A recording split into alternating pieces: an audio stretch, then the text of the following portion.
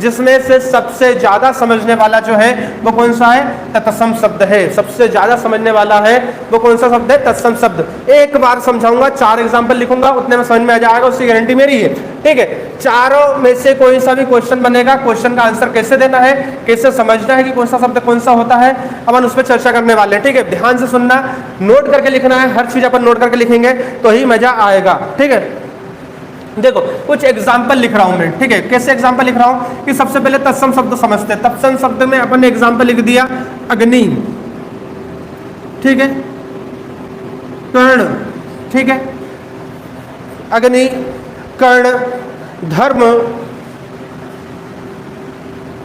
एक और लिख दो बानर।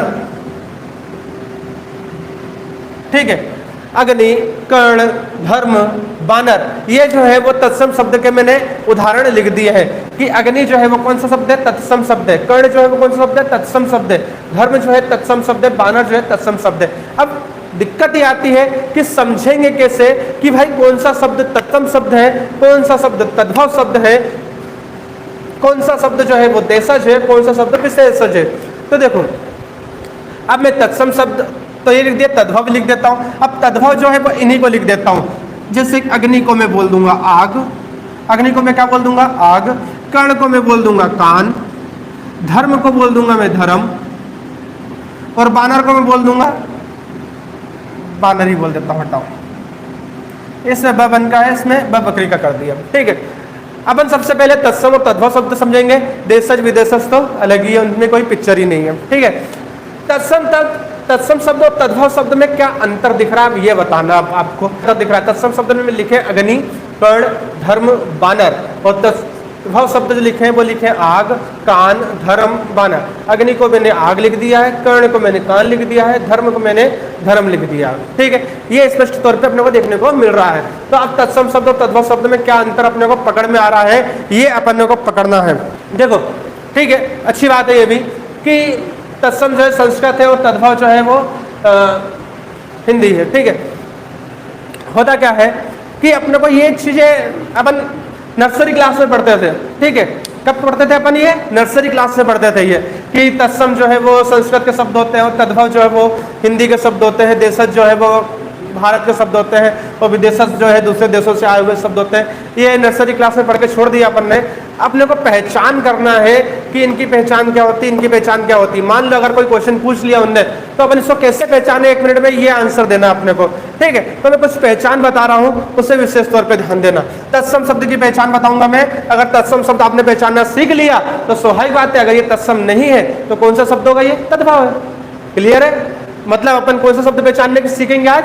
तत्सम शब्द पहचानना सीखेंगे। अगर आपने तत्सम शब्द पहचान लिया तो क्योंकि वो क्या पूछेगा? वो ये पूछेगा निम्नलिखित में से कौन सा तत्सम शब्द है, या फिर ये पूछेगा आग जो है वो कौन सा शब्द है, या फिर ये पूछेगा वो अग्नि जो है वो कौन सा शब्द है, या फिर ये पूछेगा निम्नलिखित में से कौन सा तद्भव शब्द नहीं है। यानी कि 3 तत्सम रहेंगे, 1 तद्भव रहेगा। या फिर ये पूछेगा निम्नलिखित में कौन सा तत्सम है, 1 तत्सम रहेगा और 3 जो है वो तद्भव शब्द रहेंगे। ऐसा होगा। ठीक है ना? तो कुल मिला के ये है कि अगर अपन ने तत्सम शब्द पहचानना सीख लिया तो आपको पता लग जाएगा कि ये तत्सम है, तो दूसरा जो है वो तत्सम होंगे, तद्भव होंगे ही होंगे, या बाकी के 3 जो है वो तद्भव होंगे ही होंगे। क्योंकि हमेशा क्वेश्चन जो है वो तत्सम या तद्भव से ही बनते हैं। देशज विदेशज छोड़ दो अभी। ठीक है, ध्यान से सुनना अभी। अब देखो, इसमें अंतर यह देखना आपने को कि ऐसे शब्द जिसमें आधे शब्द का उपयोग किया गया हो,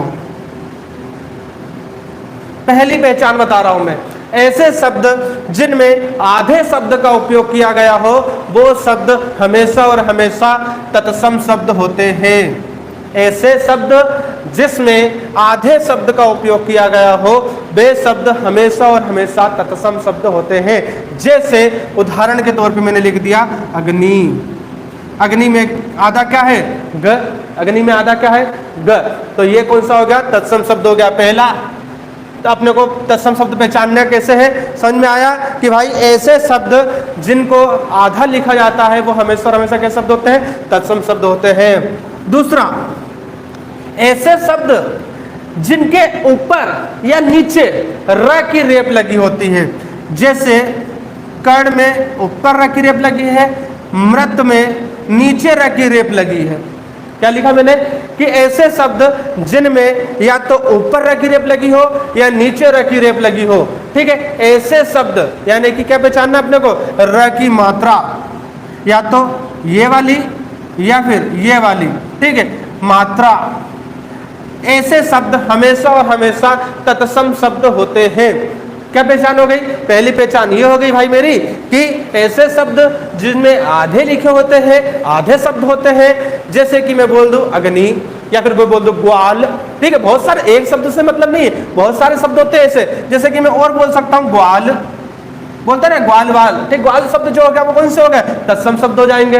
ठीक है, मैं बोल दूंगा बाल्य, बोलते ना बाल्यावस्था, ठीक है, बाल्य। ठीक है, तो बाल्य जो होगा वो कौन सा, बाल्यावस्था बोल सकता है, बाल्य बोल सकता है, कौन सा हो गया, तत्सम शब्द हो गया। ठीक है, एग्जाम्पल देने को मेरे पास बहुत सारे हैं, मगर क्लास फोकट लंबी खींचने का कोई मतलब नहीं है, इसलिए मैं एक एक दो एग्जाम्पल से ही संतुष्ट करना चाहूंगा।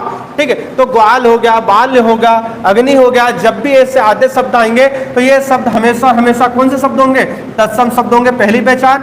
दूसरी पहचान है ऐसे शब्द जिनके ऊपर र की रेप लगी हो या नीचे र की रेप लगी हो, ऐसे शब्दों को हमेशा और हमेशा तत्सम शब्द कहते हैं अपन। तीसरा, ऐसे शब्द जिन शब्दों के अंत में विसर्ग लगा होता है। कौन से शब्द? ऐसे शब्द जिनके अंत में विसर्ग लगा होता है, वे सारे शब्द भी तत्सम शब्द होते हैं। क्या बोलना है अपने को? विसर्ग, विसर्ग। ऐसे शब्द जिनमें विसर्ग लगा हुआ अंत में, जैसे प्रातः। क्या बोल दिया मैंने? जैसे प्रातः, प्रातः में विसर्ग लगा हुआ अंत में, तो ऐसे शब्द जो होते हैं वो हमेशा हमेशा कैसे होते हैं, तत्सम शब्द होते हैं। मैं शब्द पहचानना सिखा रहा हूं तुमको कि शब्द पहचानते कैसे हैं। शब्द पहचानना सीख गए अगर तो एग्जाम में कैसे भी शब्द पूछेगा, मेरी गारंटी है कि आंसर दे के आओगे और 1 नंबर तुम्हारा यहां से बनेगा। ठीक है, तत्सम शब्द की पहचान बता रहा हूं, तत्सम शब्द क्या होते हैं। ठीक है, परिभाषा तो नर्सरी क्लास में पढ़ चुके हैं अपन, जब नर्सरी में थे ना तब पढ़ते थे परिभाषा अपन कि संस्कृत के शब्द को तत्सम शब्द कहते हैं, हिंदी के शब्द को तद्भव शब्द कहते हैं, देसी शब्द को देशज शब्द कहते हैं और विदेशों से आए हुए शब्द को विदेशज शब्द कहते हैं। पहचानना सीख रहे हैं अभी अपन। तो तीसरी पहचान हो गई विसर्ग, जिन शब्दों के अंत में विसर्ग होता है उन्हें अपन क्या बोलते हैं, तत्सम शब्द। चलो, शब्दों के अंत में विसर्ग होता है, ये सारे शब्द जो होते हैं वो तत्सम शब्द होते हैं। एक लास्ट पहचान और बता देता हूं मैं। ठीक है, एक लास्ट पहचान और बता देता हूं मैं। ठीक है, ये पहचान ऐसी है कि जो कि हालांकि बहुत कम यूज होती है और बाकी तो कोई दिक्कत नहीं है। ठीक है,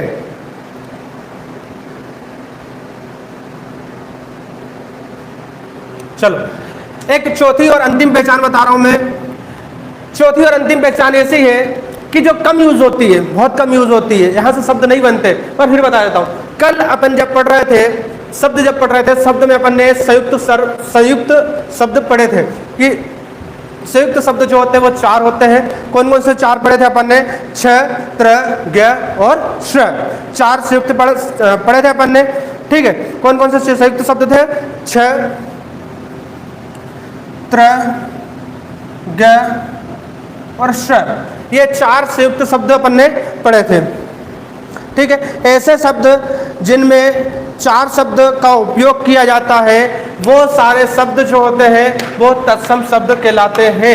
एक और पहचान बता दी मैंने कि भाई ऐसे संयुक्त शब्द, जो 4 संयुक्त शब्द अपन ने पढ़े थे कि संयुक्त शब्द जो होते हैं वो कौन से होते हैं? 4 होते हैं, छ, त्र, ग और श। तो ऐसे शब्द जिनमें छ, त्र, ग संयुक्त शब्द का उपयोग होता है, संयुक्त अक्षर का उपयोग किया जाता है, वे सारे के सारे शब्द तत्सम शब्द होते हैं। ये 4 जो है वो तत्सम शब्द की मूलतः पहचान होती है।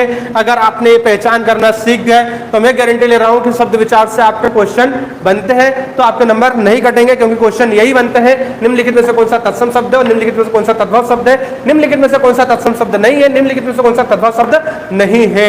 ये पहचान बताना, या फिर ये पूछ लेगा कि अग्नि कौन सा शब्द है, आग कौन सा शब्द है, बानर कौन सा शब्द है, कर्ण कौन सा शब्द है, धर्म कौन सा शब्द है, ये सारी चीजें वो पूछ लेगा। तो ये बेसिक पहचान थी कि जिन शब्दों के में आधे शब्द आते हैं वो तत्सम शब्द होते हैं, जिनमें कर्ण में ऊपर र की रेप या नीचे र की रेप होती है। जैसे श्रृंगार हो गया, श्रृंगार में र की रेप नीचे होती है ना, तो ऐसे शब्द जो होते हैं र की मात्रा वाले शब्द जो होते हैं तत्सम होते हैं, जिनके अंत में विसर्ग होता है वो तत्सम होते हैं, या फिर संयुक्त अक्षर का उपयोग किया जाता है वो सारे शब्द जो होते हैं वो तत्सम शब्द होते हैं। ये मूलतः 4 पहचान होती है, ठीक है। इसके बाद हालांकि और भी पहचान होती है, उदाहरण बहुत सारे हो सकते हैं। अब देखो कैसे, कंफ्यूज नहीं होना बिल्कुल भी। मान लो कि मैंने एक लिख दिया है चंद्र, क्या लिख दिया मैंने, चंद्र।